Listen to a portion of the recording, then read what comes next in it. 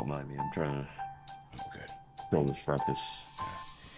All right, here we go. Salute to NBA Nation on this Friday afternoon here on the East Coast. NBA training camp is underway. Different teams kicking off media day. And as my guy Lawel Murray says, man, October is here. It is time to get to it. And on today's show, we're going to take a trip around the West Coast, man, and dish on some of the teams in the spotlight. Lakers media day just yesterday. JJ Redick getting a contract extension. Where do the Rockets go from here in the aftermath of the Fred VanVleet trade? And some teams to watch around the West. Obviously, this is OKC's thing to lose, but a lot of teams have retooled. And with the Rockets news, a lot of teams can be kind of reshuffling the decks out West, man. So we're going to get into all of that with Lawel Murray, NBA insider for The Athletic. Hit the like button, hit the share button, and subscribe to the channel. Salute to everybody on this Friday, man. All right, Law, how we feeling, man? How you doing today, man? Welcome back, man. Hey, thanks for having me. Absolutely, man. So, you have a year under your belt now, fully transitioning from the Clippers to the NBA with The Athletic. What was that transition like? Well, I'll say it definitely wasn't a year. I mean, I would say, and I don't want to say I'm transitioning away from any one particular team. Like I've been, the Athletic hired me to cover the Clippers, and after 2-3 years, it was pretty clear that I had more to offer than cover one team, and it's just an emphasis thing. It's like, let's lean into covering the NBA, not just saying, I'm a Clippers beat writer solely or even primarily. I've just been given more to do and more to think about every single year, and this next year is absolutely going to be a continuation of that. Yeah, well, you're doing a great job, man. So, like we said, we definitely appreciate all the coverage and you joining us today. Now, yesterday you were at the Lakers media day. Lakers kicking things off. Rob Pelinka, JJ Redick meeting with the media, and Pelinka dropped some surprising news that JJ Redick was given a contract extension. What was the overall reaction to that? Because some people were saying, why now? Yeah, it definitely got an eyebrow raised out of me. I mean, I gotta say it wasn't what I would call their media day, just because it was just the brain trust meeting with the media.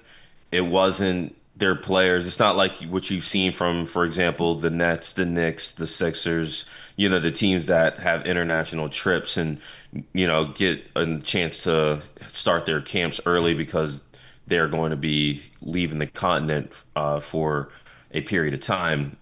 They'll still have their media day Monday where players will speak, and I don't intend to be there for that. So it was good for me to be around for Pelinka and JJ Redick. The Lakers have not exactly valued head coaches over the years. We knew that when JJ got the job. They fired a guy in Darvin Ham who took a play-in team to the conference finals in his first year as an NBA head coach. And then after year 2, they fired him. Frank Vogel won a championship with the Lakers in his first year as head coach. By the end of his third season, he was fired. So, and this goes way back. Pretty much if you take Phil Jackson out of the equation, look at the last quarter century of Lakers head coaches, they've all had incredibly short shelf lives. I think contract extensions are just PDA, you know what I mean? That's all they are. It's a way to show your coach that they're appreciated, at least in the moment, so that when things change, they can at least say they got their bread. We have seen, Frank Vogel got a contract extension. Yeah. How much was that worth? Right. Not like in terms of money, but in terms of actually keeping his job, right? But I do believe that the Lakers have done all that they can. They realize that JJ Redick's value as a head coach goes beyond whatever his X's and O's are, even his relationships. There is a sense of that guy is in a post that crosses over what you typically ask for from head coaches, and that's a credit to JJ. I don't mean that to be any kind of shade whatsoever. Like, if you have a coach who you feel like is a star, even if the results are pending more than they are actually realized, I think that that's a valuable thing for a franchise because think about what franchises do. They put head coaches in positions to be politicians, to be figureheads, to be a reason for paying fans to support the team and at most show up to the arena, If you look at like an NBA game CP, I feel like if you were to put a timer on how many sideline shots and close-ups of reactions of a coach, it's not equal, is it? Yep. There's some coaches who's like, oh man, I gotta see what Spo and Steve Kerr looking like on that sideline. You ain't saying that about Brian Keefe in Washington, Yeah. okay? Yeah. Like you had Knicks games. Part of the experience is looking at Tom Thibodeau and Yeah. how much of a frown that he has. You know what I'm saying? Like that's the head coaching position in the NBA. They could be stars. Not all of them are. You're hoping JJ gets there, and the Lakers are basically saying after the year he had, and after the and with the Q rating that he has, the connection that he has to the game, to the fans of the game, we're going to actually make it a point of emphasis to be stable in this position, something that they have not exercised over most of this 21st century. Yeah, and I think based on where they are, it makes the most sense. And to me, hiring him last year kind of signaled that they were going to be in this a little for a long term project with JJ Redick, clearly believing in his potential to really elevate this franchise. And they're in a tricky spot right now in the West where they're kind of in that in between phase where. Yes, with LeBron here and Luka, they want to say that they're going to contend, but they're also in this tricky gray area where obviously they are transitioning from LeBron, and in doing so, looking for some stability somewhere while they figure out how the chairs move around with the roster. Yeah, it's the same thing with Luca. I got a I got a story that hopefully will be out before the end of the weekend, but the point guard position with the Los Angeles Lakers, if you really think about it, it's Derek Fisher, and then who else has actually been stable in that position? They've had retreats, Yeah. they've had future Hall of Famers, they've had high draft picks, and it's rare that you find those dudes sticking around beyond year three. Like it's been a revolving door.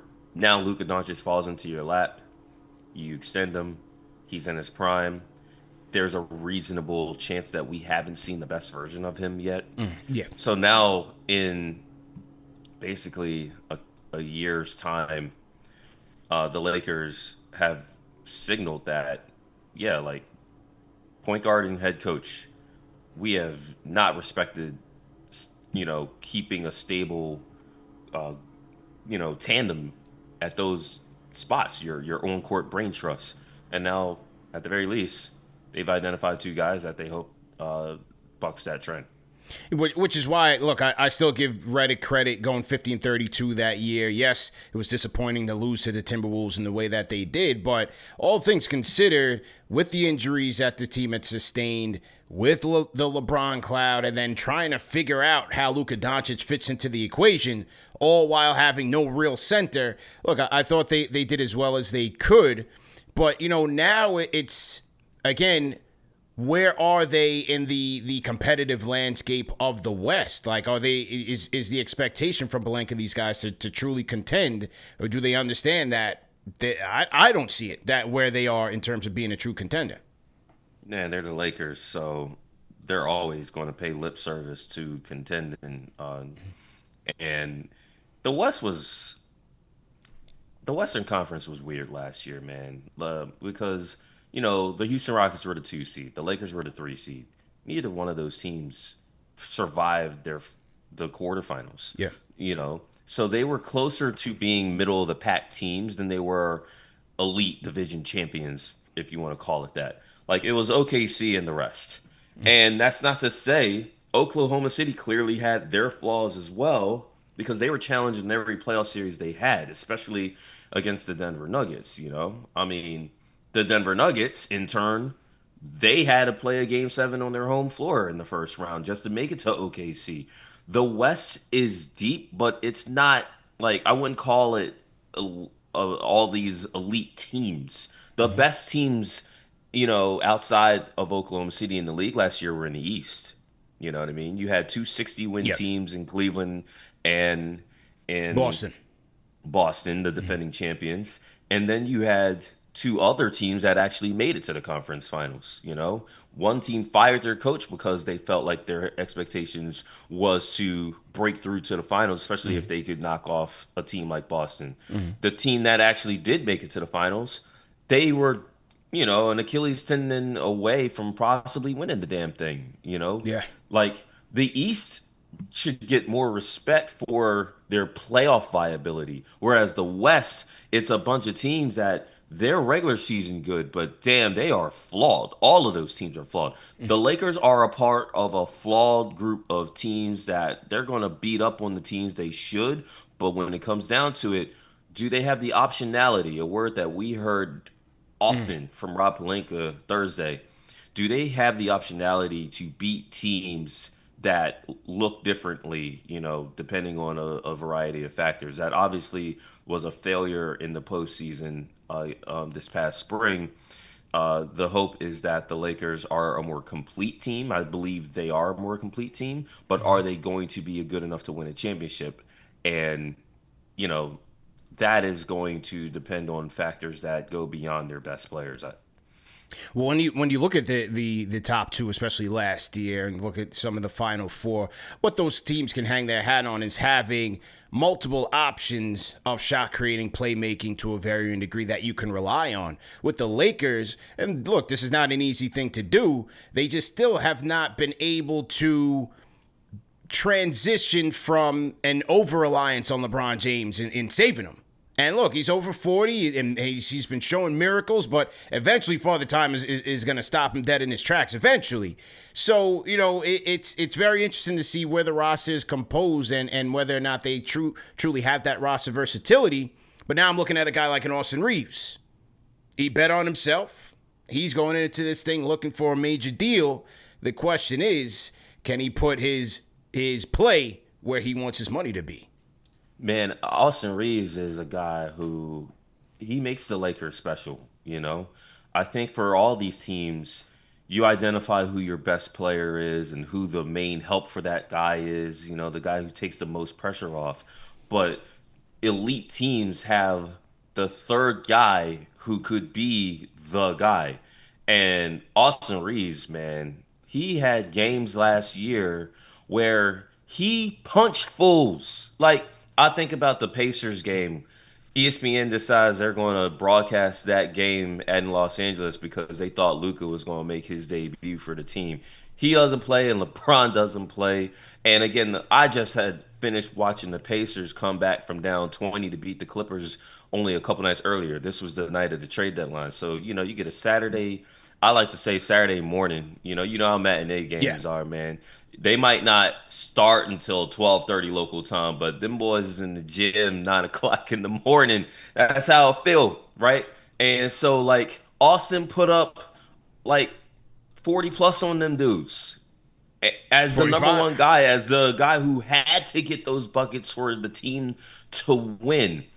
Offensively, the Lakers have a luxury, and the luxury is they have three guys that they can basically play through. Before the Luka trade and after the D'Angelo Russell trade, that was Austin Reeves as the point guard for the team. And obviously you have LeBron. Offense is going to be interesting. You can't say it's going to be automatically great. We saw the playoffs. We saw that they didn't have an interior option. They still had these three guys. I thought that, man, like I saw Luka in the conference finals again with the Mavericks against the Timberwolves. Like he's going to bust their ass. And Luka got his numbers. Dudes got their numbers. But when it came down to getting buckets when they needed to, Couldn't get they it. didn't do it against a team that we saw was inconsistent in clutch time all year in the That's right. Timberwolves. Yeah. So, when you have mouths to feed, it's on the coaching staff to delegate that so that it optimizes the team and it's not just, oh, look, three guys who get numbers. Are the sum of the parts greater than, is it the whole greater than some of the parts? That's one. And for two, um, you mentioned Austin Reeves and Luka and LeBron. Offense is not my primary concern because those guys are so good and instrumental offensively, though. They're food on the other end of the floor. That's right. And That's that's right. NBA basketball. How well can you defend with a consideration that some guys are going to play a lot of minutes because those are the guys or your best players or who you play through. If you have to be able to protect those guys defensively, that's a lot of minutes for It's those a lot of guys. dudes, and that's to me that's the concern with the Lakers going into next season. Yeah, where especially when you have the elite teams, they may have one, most likely no holes defensively in that starting unit, or the guys that log heavy minutes. You got a Laker team where you're looking at potentially three there, so that could be a little bit tricky. Now, as we look at a team who coming into this thing earlier in the offseason, defensively was their stronghold. In the Houston Rockets, they go out and get Kevin Durant to shore up their late game closer situation and to improve their shooting, their offense all around. But then you lose Fred VanVleet. Where were you on the Rockets standing prior to the VanVleet injury, and where are you now? Yeah, so I did power rankings twice since the regular season ended last year. I did it right after the finals, and I did it right after summer league. And shout out to the Athletic for not making me do any more than that. Like I'm not a big off season like guy in terms of repeating stuff. Like I Yeah, believe in, the theory of the off season. You know what I'm yeah, saying? yeah. I was not especially high on the Rockets either time. I think I purposely kept those dudes out my top five. I gotta go look at it, but my thing with the Rockets was it's like what I said to you earlier. Yeah, they were the two seed, but that doesn't mean they felt like your typical two Typical. seed. Yeah. They felt like a team that was closer to the middle of the pack. The first round of the playoffs bore that out. They were fortunate to earn a game seven against the seven seed Golden State Warriors, and then they never really gave themselves a chance to win that series. So um, Fred VanVleet was a major catalyst from the Rockets being the worst team in basketball to begin this decade, the immediate post James Harden era, to fostering a culture change. You got to change culture before you can expect to win games. That's how it should be. Some teams they get it mixed up. They win games, but they don't got their soul right. Fred VanVleet's a winner.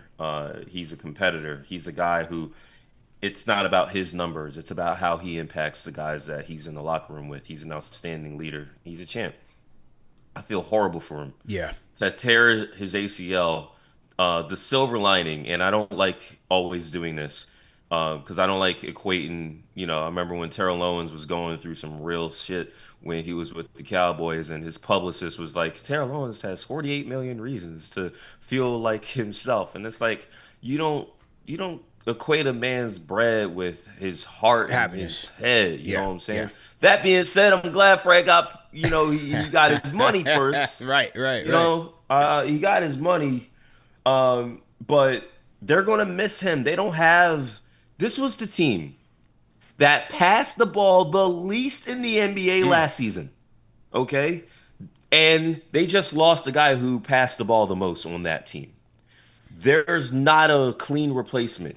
I think people have educated themselves on the workings of the CBA that we're in. Yeah. Houston can't sign anybody to replace him. There's no street guy that they can bring on their team at any level. Okay, they have to wait for some restrictions to open up.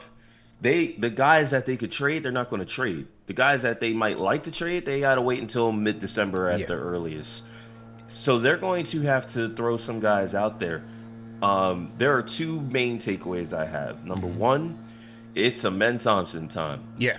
If you Yeah. watched Yeah. and paid attention to Amen Thompson prior to the NBA when he was at Overtime Elite, you know that he played with the ball in his hands. He's basically a point guard, and he is so versatile and so his skill set is such in a way where he didn't have to play point guard. I mean, he's basically playing the three and the four last year. I looked at him as the starting shooting guard, with the way that Houston was probably going to line up. I was anticipating Van Vliet, Thompson, Kevin Durant, Alperen Şengün, and a competition for that fifth spot, which I would have given to Dorian Finney-Smith just Yeah. because I felt like they were going to need more perimeter defenders, right? Someone to help Fred and help him in, because you don't want Kevin Durant guarding the Doing perimeter everything. like Yeah. that. Yeah. I look at Jabari Smith as a better low man, rover, someone who you want helping protect the rim, helping to back up a guy like Şengün on that front. But that's kind of where Kevin Durant is at his best. Again, people don't link a defense as what guys are going to be asked to do. Well, now, I think defensively, they'll be all right. You can replace a small guard like Fred. Fred's a very good defender for a Yeah. small guard. You can find a guy, and Reed Shepard should be that guy. That's my second takeaway. Reed Shepard, you spent the number 3 pick on that guy. Right, You right. won a lottery and spent the number 3 pick on him. Reed had a terrible rookie year. Yeah, But he did. Reed Shepard didn't forget how to play basketball. Reed Shepard wasn't a bad prospect. He was the first guard picked in his draft for a reason. Well, now you drafted him with the understanding that, hey, Fred, he's good now, but Fred is over 30 anyway, and we're going to have to eventually understand how we're building this team. They don't have the luxury of waiting anymore with a guy like Reed Shepard. I would start him, call him the shooting guard if you want to, put the ball in the men's hands, and then ask Reed to do what he did at Kentucky, which is, if you looked at his tape at Kentucky, that guy was very active. He's a savant in terms of making plays on the ball. He's not a big guy, but he's an outstanding athlete for a small guard. You can't say that about Fred VanVleet. I think Houston should be okay defensively. It's the offense that it's like, y'all don't have a lot of depth from the ball handling and playmaking standpoint. Right. And it was already, to me, it was already in question even after getting KD. I'm like, all right, they're there, but I still think they need maybe one more vet to help offensively. And now, you bring in KD. Obviously, he's on the other side of 30 with the mileage, with potential lower extremity injuries that you have to pencil in over the course of an 82-game season. So, losing Van Fleet, you're second in command there from a vet standpoint and a champion. That's major for them, especially on the offensive side. So I'm with you in that. This year, at least for the half a season, is really going to be an evaluation period where we were front row for the Amen Thompson experience last year, but in a different role. Now they're most likely put the ball in his hands a little bit more. Maybe they run some more offense through KD, but hey, for Reed Shepard, now is the time. He had a good summer league. Last year, as you said, the season wasn't too kind for him. Now is where they see, what he's made of. But I also think when they brought in KD, they had the cachet they had the arsenal to make the trade worthwhile, right? It was worth a gamble. You had a lot of extras there that you can part with. Now, to replace Van Fleet, it gets a little bit trickier to say, okay, if we're going to trade a Tari Eason, if we're going to trade a Reed or one of our younger players plus more draft capital, does that get us past OKC or the rest of the pack in the West? Yeah, and that's where the issue is. I feel like Houston is going to be an incredibly stoppable offense. Like, they only ranked as high as they did last year because, in terms of offensive efficiency, because they were the best team in the league when it came to the possession battle. And again, there are two things that you consider with the possession battle: the turnover margin and the offensive rebounding margin. They crashed the boards. Horrible shooting team.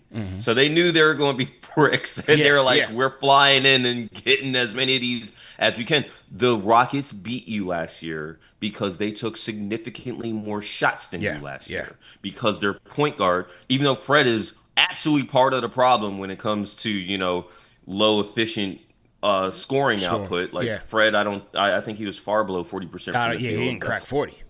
Yeah, that's unacceptable. But what is acceptable is Fred took care of the basketball. And on the other end, Fred would turn you over. Amen would turn you over. Tari would turn you over. Dylan Brooks would turn you over. They had guys who helped them make sure that, hey, we might not shoot better than you, but if we shoot more than you, it's like a football game. If I got the football for 35 minutes of a game and you only got it for 25 minutes, you probably going to be under a lot more pressure to do something with your offensive possessions compared to the team that is holding the ball and you're probably moving the ball. You might not be very efficient. You might get in the red zone and crap out more often than not. But if I got the ball more than you, that's putting a lot of pressure on you to do something with your limited time.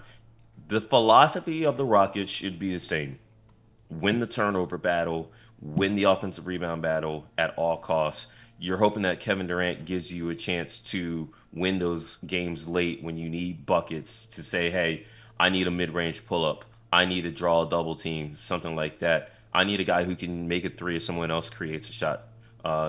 They should be playing through Şengün, honestly, more than KD, because True. Şengün is probably a little bit better of a passer than Kevin if you really look at it. But the big issue is to get through a regular season, you need depth. They have major compromise their depth right now to get Kevin, a guy who, as you mentioned, Kevin's going to miss more games than a guy like Jalen Green. So your ceiling is higher, but the floor actually might be a little bit lower. And in the West, that's a big consideration because, again, in the West, you don't have the luxury of taking nights off. If you're not your best, even the teams that might not even make the play-in tournament, they might give you a run for your money. Yeah, that is true, man. And speaking of the team that knocked the Rockets out of it, you have the Warriors. And, man, it seems like all season we're talking about Jonathan Kuminga one way or the next. And now it's decision time for him in that qualifying offer. Will the two sides come to a deal? Is he going to get traded? They have until October 1st to make that decision. How do you think the Kuminga saga finally plays out, man? I mean, I'm just glad it's gonna be over. Yo, me too, man. Me too. Man. It's asinine that this is the player who is holding up all the business for the Warriors. Yeah. Guys have told me that they had to wait for decisions to be made on what's going to happen with them because of the domino effect of this one team that literally can't sign guys until they, resolve the situation with their restricted free agent. A restricted free agent that wasn't even in their playoff rotation by the end of the first round. Think about that. Like, that's who we're talking about here. I feel like I don't know how this is going to go because we keep hearing the Kings being interested in acquiring Kuminga, which, again, why? If there's one thing I can say the Kings don't need, it's another guy who needs touches. Like, the Kings have a surplus of players like that already, and so it's a lot to consider, man. The Warriors, I get it. They're in a tough spot. This is a guy who was on a championship winning team, a guy that you spent a top 10 pick on, a guy that's popular with the front office and ownership more than the coaching staff. Clearly doesn't fit the way those other guys have to play. You don't want to lose a guy for nothing. It's very complicated. It does make sense as to why it's gotten to this point. It's just very unfortunate that it did. And so I again, a trade just seems, especially with that team, it seems weird. It doesn't sound like the Warriors want to trade him to Sacramento specifically. I just see this being, look, sign the qualifying offer, get these guys in camp. You got a big season to prepare for because that team, you talk about a team that, doesn't have a lot of margin for error. Their three best players are all 35 and older. Yeah. Yep. They talk about the Clippers as the unction. The Warriors don't even have a full-out roster, and their best players are poor locks to play a respectable number of games. When you look at this situation with Kuminga, I often wonder who is it to blame for this impasse here? Because I see a player who, like, for example, is it on a Steve Kerr for devaluing him? Because we're at a point where he could sign the qualifying offer and then most likely walk because he wants nothing to do with him. He could sign the deal that they're offering him where a team like that's trying to manage the cap responsibly, maybe they're feeling like, okay, is this a slight overpay here? Or do they make a trade him to a Kings team who, like you said, why would they even want him? And not too many offers for him. So it's like, who's to blame for where his value is right now, where you don't even know who he really is as a player? I don't like getting too much into blame game stuff, but I'm gonna go outside the box, CP, and say this is on the front office. They knew they Steve Kerr won championships as a head coach with a group of players that are very identifiable. The front office screwed this up before. James Wiseman was the number 2 pick in the draft, and they were like, "Yeah, we need a center." And then they were like, "Oh wait, we devalue centers every chance we get, and win championships Yeah. because of it." Like we, you can't have the lore of the death lineup and Draymond Green as the center of those lineups, and then try and continue to stick a round peg in a square hole. You know what I'm saying? Like that's what Kuminga is. The coach is going to do what he needs to do to win games on a day by day basis, not prioritize one player on his team who is not the most important player on his team just to satisfy a draft status or a potential contract negotiation. The coach's job isn't to do that. It's to win games. The players, their job is to be the best players that they can be and contribute to winning. The front office, their job is to generally manage. Like, Yeah. so if you looked at this whole situation from the time you drafted a guy to the time you gotta make decisions on third year option, fourth year option, all of those things. If you see what's happening, you tried to pump and dump. You try to be like, he's our future. Turn around the next month and not only acquire Jimmy Butler, but give him the contract. Yeah. And we know Jimmy wasn't your first choice That's either right. because KD had to hit y'all on the side, be like, hey, just so y'all know, we ain't doing this Yeah. again. Yeah. Yeah. Come on, man. That is all from owners. Owners are rich fans. They are happy to be there, but also have way more money than any of us. Like anything an owner says on basketball matters. It's like the best thing an owner can do is be a fan. Be off to the side. Hire those people that are great at the jobs they're supposed to do. Give them the check to let them do it, and then just be a great steward of your organization. I won't put this on ownership for being fans of a player that, they've gotten to know. It's on the front office. That's your job. Your job is to lead. And your job is to assess these things. Your job is to anticipate what might happen. Well, if they anticipated that they weren't going to have more than 9 standard contracts resolved less than a week before training camp, then I guess that's okay. I don't think that was the plan, C-Piece. So we got to put it on the front office. Yeah, that's fair, man. Well, October 1st, we'll see what happens with the Kuminga saga, but I'm with you, man. I'm ready for this to be over with. It's going to be interesting to see how the Dubs fare in a loaded but flawed, as you said, Western Conference. Now, as we look through the conference, obviously, surprises can happen on this day of last year. For example, New York Knicks and Timberwolves made a pre-training camp splash and bringing Karl-Anthony Towns to New York, Julius Randle to the Timberwolves. When you look at the West, is there a trade candidate that you're looking at that could potentially be on the move?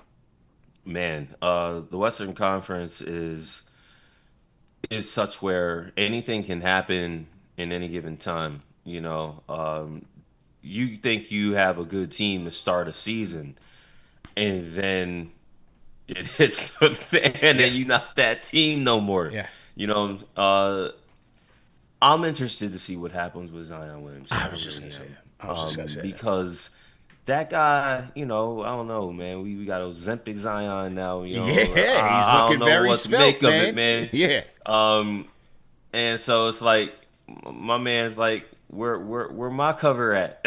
yeah, yeah.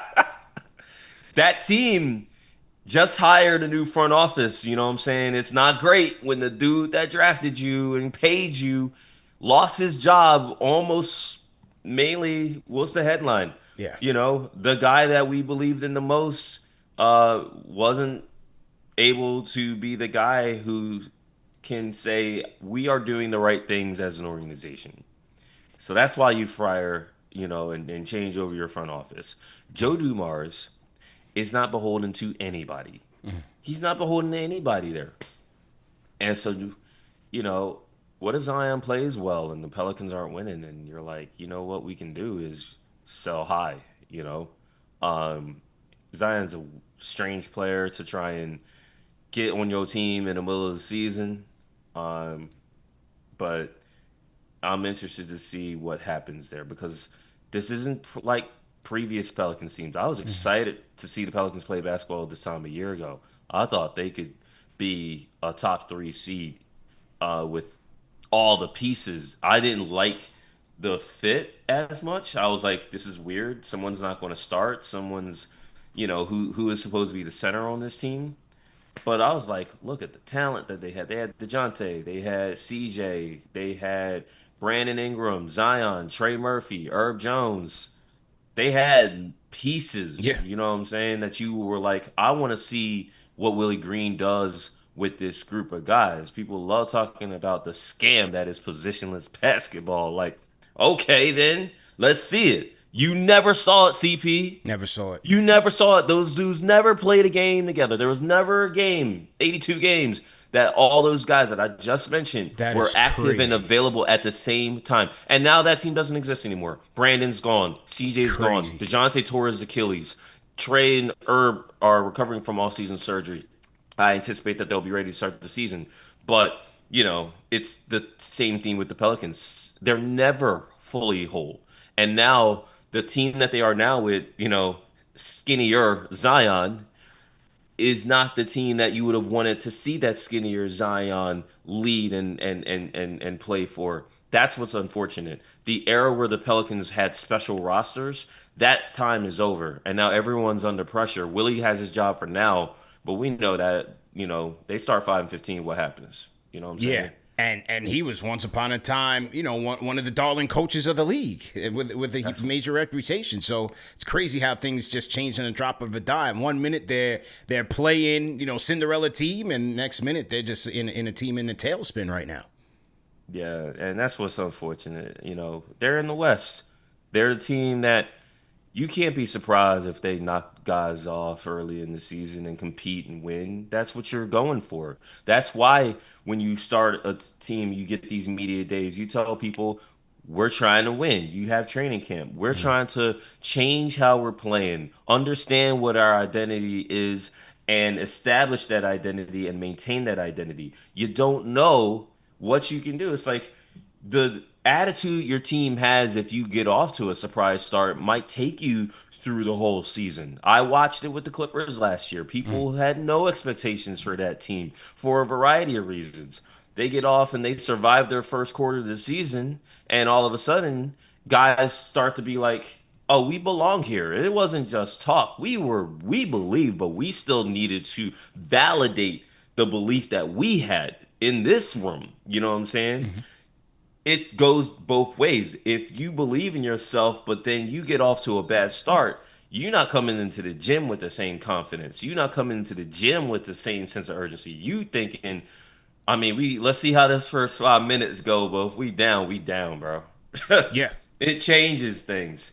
I'm very interested to see how that first quarter of the season goes for the New Orleans Pelicans. Yeah. And for Zion Williamson by extension. Likewise, the Dumars, the move for Derek Queen and trading the pick for next year with Zion there, they have Eves Missy there. It just seems kind of clunky right now, which is why I would have to think that he could be on the plank there. Look, That's the other part of it, Yeah. CP. They drafted Derek Queen as if there was no other priority. We need to Right. get Derek. Forget next year's lottery pick. Yeah. We have identified that guy. You know who Derek Queen plays like? Zion Williamson. That's right. That guy, when it comes to body type, when it comes to ball skills, when it comes to, I don't know who the heck he gonna guard. Yeah. That guy, that's Same the questions. same position. I'm sure Derek Queen and Zion could play together, but I'm also sure that if you prioritize a guy to the point where you are putting your pick at risk like that for another team to benefit, you got to be thinking, hey, what if we're drafting the replacement of our best player? Right. Right. Something to watch. Head scratcher, but certainly something to watch. As you look around the West, we've talked about a lot of teams. Again, obviously OKC is the top dog. What other teams are on your radar this year, as it relates to the pack out West? Man, there's only one team that people are finding excuses to sleep on in the West, um, that they shouldn't, and it's the Minnesota Timberwolves. Those dudes brought it. We're talking back-to-back conference finals, and this, man. Teams that don't have the franchise lore, they don't have the decade after decade relevance. People find reasons to say like they're not going to be the team that they shown themselves to be. They're waiting for the first excuse just to not pay attention to them.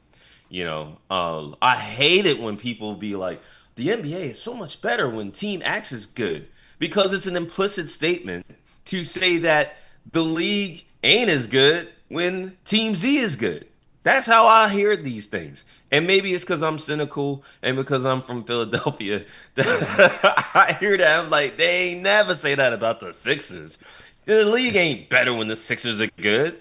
The league just happens to be, okay, I guess the Sixers are good now. Let's wait until the process starts again. Yeah, You yeah. know what I'm saying?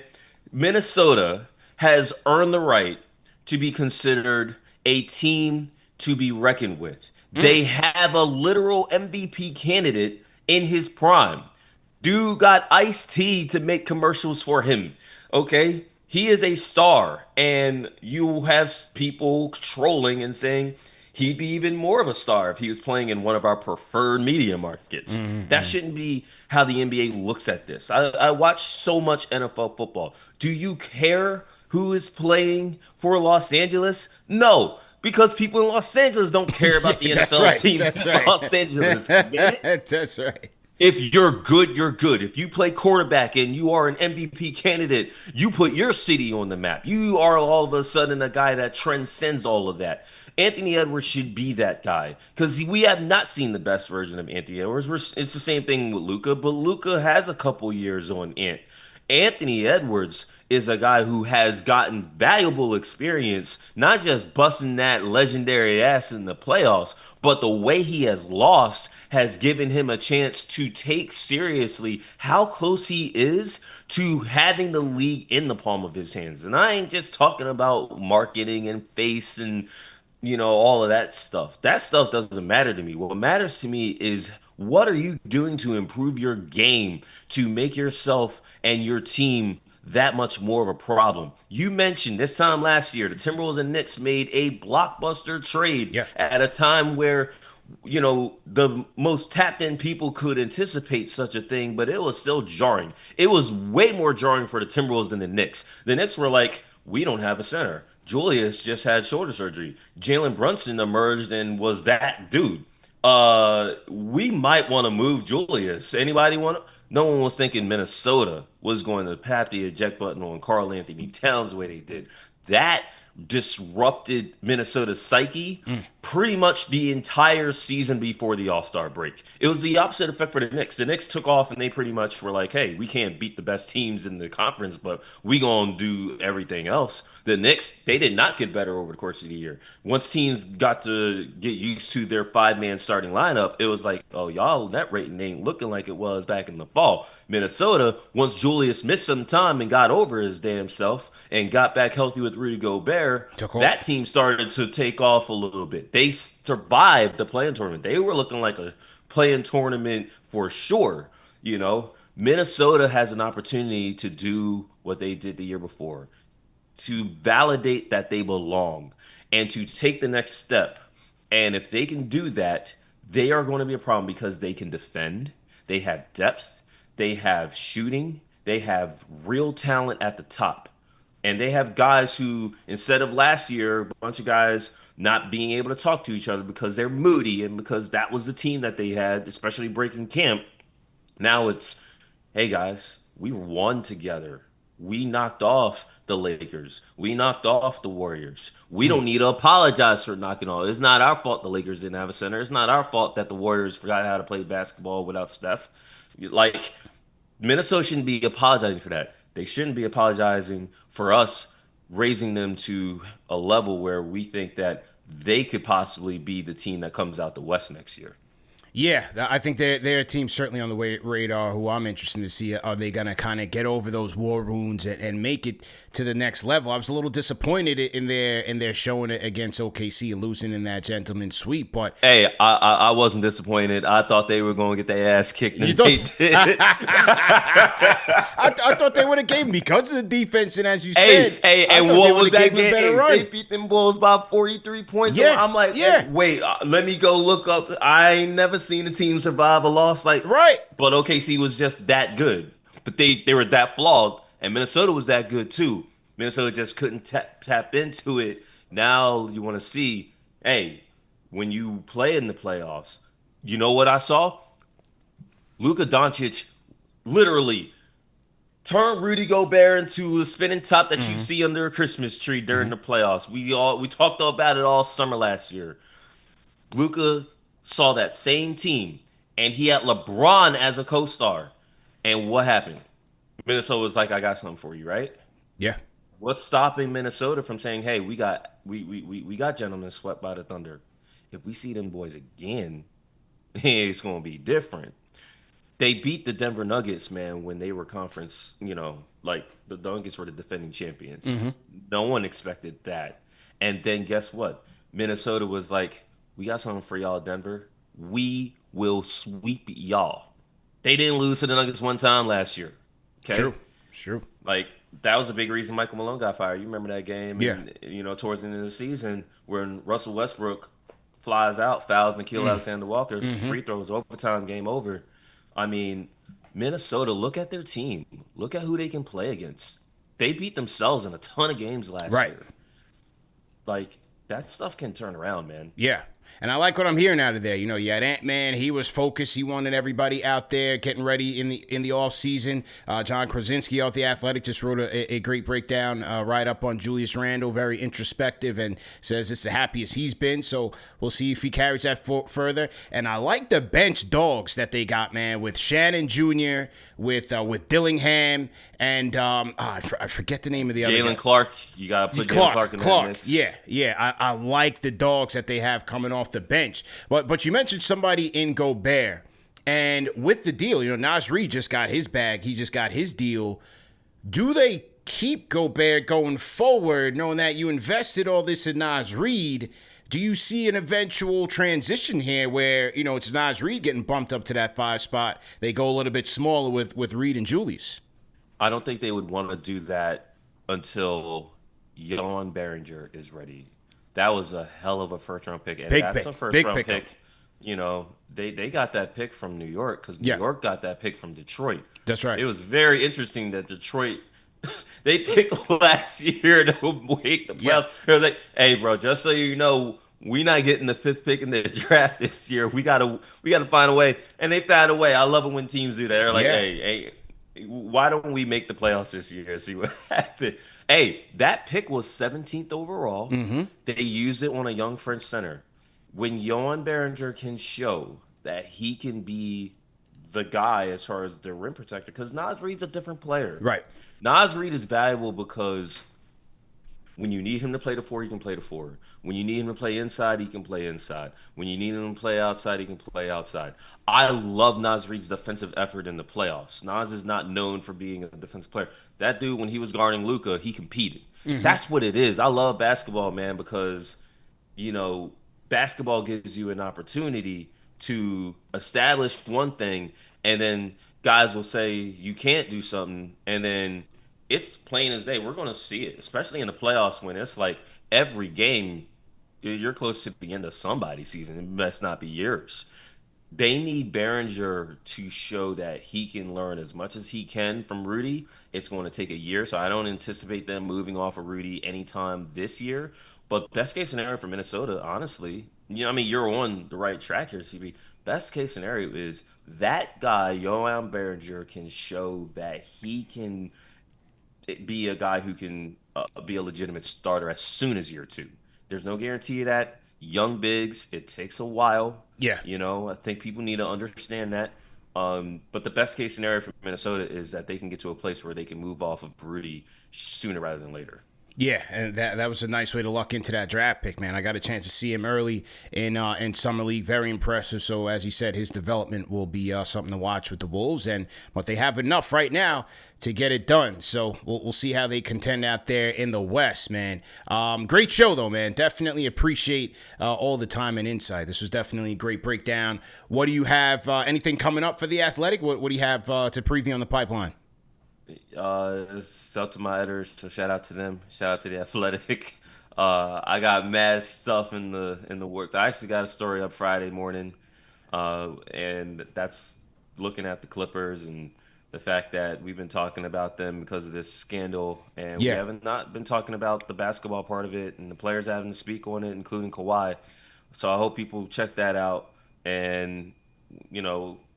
We about to get ball for real, man. Yeah. I hate the off season, dog. Like, people be like just talking about paper, man. You know what happens to paper? You put that stuff on the street, turns dirty, the rain start falling, and it ain't as strong as you thought it was, man. Let's get some real ball in the chat. What does your gut tell you though, man? With how this thing ends with Kawhi, man, based on everything we've heard. My gut says that I should probably put some steel in that, John, because it's going to be a minute before this all gets resolved. Yeah. So that's how I feel about it. Yeah, I think the NBA is going to do a thorough investigation here, but, man, we'll see how it plays out. Well, once again, man, great job, man. We definitely appreciate all the time, and hopefully we can do this again as the season gets underway. Yeah, appreciate it, man. All right, man. Law Murray, salute to everybody in the chat once again. Hit the like button, hit the share button, subscribe to the channel. Remember that the show's available in audio podcast format. No reason to miss it. We are available on all platforms. Salute to everybody in the chat for watching. Shout out to everybody on Twitter, X for watching as well. And we'll see you guys next week, man. Peace.